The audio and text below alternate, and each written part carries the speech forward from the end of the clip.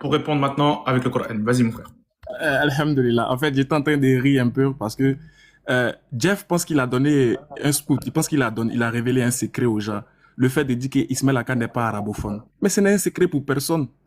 Mais en fait, j'ai fait jouer la vidéo pour montrer ton hypocrisie, en fait.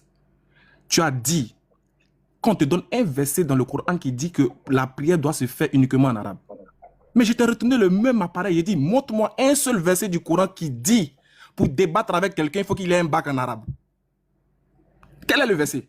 Je t'ai dit, si tu me donnes le verset, tu as gagné le débat. Puisque pour m'ordonner quelque chose, il faut que ça vienne du Coran. C'est toi-même qui le dis. Pour m'ordonner quelque chose, je dis, je ne lis pas l'arabe avec toi. Toi seulement, je ne lis pas l'arabe. Tu sais pourquoi? Parce que j'ai assez d'arguments contre toi. Je ne vais pas lire l'arabe, tu sais pourquoi? Parce que, écoute, tu m'as donné un conseil dans le temps. Écoute ce que tu disais. Voilà, c'est pas d'accord maintenant. Non. Écoute, mon frère, je sais pourquoi. Faut pas me... C'est dans mon temps, t'inquiète pas. C'est dans mon temps, j'essaie de débattre, t'inquiète même pas.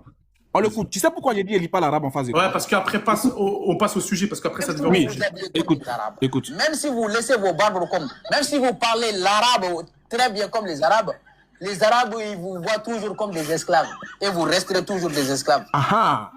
C'est pour ça que j'ai dit à Oussa Djané là-bas et DDR, tout ça. Vous défendez que les droits des Arabes et les... Très bien. Voilà pourquoi j'ai dit je ne lis pas en arabe avec toi. Parce que pour toi, lire en arabe, c'est défendre l'idéologie des Arabes. C'est défendre l'intérêt des Arabes. Parler l'arabe, tu dis, même si on parle l'arabe comme on veut, les Arabes nous verront toujours comme des esclaves. Aujourd'hui, je ne suis pas venu pour être l'esclave des Arabes. Je ne suis pas venu pour défendre l'idéologie des Arabes. Je suis venu défendre l'islam. Donc, tu n'as pas à m'imposer une langue quelconque. Parce qu'il n'y a pas un verset du Coran qui me le dit. Donc, tout ce que tu as fait, ton roubladisme que tu viens de faire là, ce n'est une surprise pour personne. Tu es incapable de montrer le verset du Coran qui dit de parler l'arabe. Donc tu te tais, on fait comme chacun le sent. Et tu vas subir aujourd'hui. T'inquiète même pas pour ça. Bref, revenons au sujet. Donc il n'y a plus de questions arabe. Je t'ai fouetté sur l'arabe, ne reviens plus encore. Mais bon, revenons au sujet, s'il vous plaît. On recadre tranquillement. Revenez au sujet. Allez, vas-y. Voilà. Très calmement, je vous dis clairement que le Coran a été révélé au prophète Mohammed alayhi salatu wassalam. Le Coran, il est clair, il n'y a pas de souci.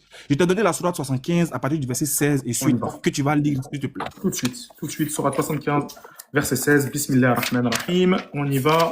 Sourate 75, verset 16, Bismillah ar-Rahman ar-Rahim. Ne remue pas ta langue pour hâter sa récitation. Vas-y, continue.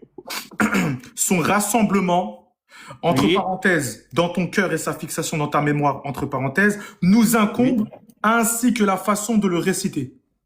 Encore, verset 19.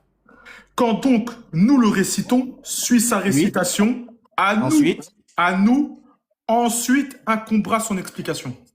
Ah, à nous incombera quoi? Son explication.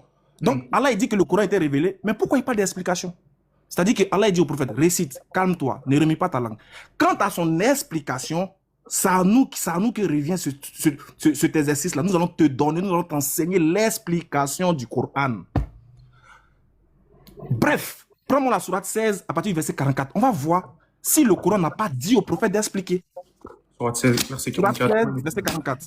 Sourate 16, hein, on est d'accord, hein? Oui, 16, verset 44. Sourate 16, verset 44. On y va tout de suite. Non.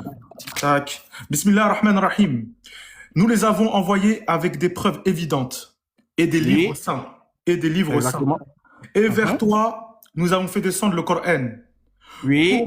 Pour que tu exposes clairement aux gens ce qu'on a fait descendre pour eux et afin qu'ils réfléchissent. Très bien. Donc, on dit pour que tu exposes, pour que tu expliques clairement aux hommes ce qu'on a fait descendre. Mais dans ce cas, attends, qui peut venir dire ici que quand le Coran a été révélé, il n'y a aucun compagnon du prophète qui est venu poser des questions. Et on va voir au cours du débat, dans ma deuxième prise de parole, ah mais ça va chauffer. Je vais vous montrer que même le prophète a reçu des révélations qui sont antérieures au Coran. Il a reçu des choses qui ne sont pas dans le Coran. Et le Coran même cite ces choses-là. Je vais vous citer. Et j'espère que Jeff, il est prêt. J'espère que Jeff, il est prêt. Il faut qu'il reste dans le thème. Le thème, c'est pas de savoir est-ce que les hadiths sont bons ou pas. C'est pas ça le thème. Le thème, c'est de savoir est-ce que le Coran seul suffit? Est-ce qu'en dehors du Coran, est-ce que si on te donne tous les versets du Coran, tu peux les expliquer avec le Coran? est-ce qu'on ne peut pas aller voir ailleurs? Est-ce qu'il n'y a pas quelque chose ailleurs qui nécessite une compréhension face à un verset du Coran? C'est ça le thème. Hein? Le thème, c'est pas est-ce que les hadiths sont vrais? Est-ce qu'il a épousé Aïcha à 6 ans? Est-ce qu'il a son sperme Est-ce que investi? tu peux expliquer le Coran sans... Est-ce que tu peux expliquer Voilà. Est-ce qu'on peut expliquer le Coran sans d'autres sources? Et là, qui se prépare pour l'exercice, il va nous expliquer le Coran sans d'autres sources. Merci, Ismaël. Jeff.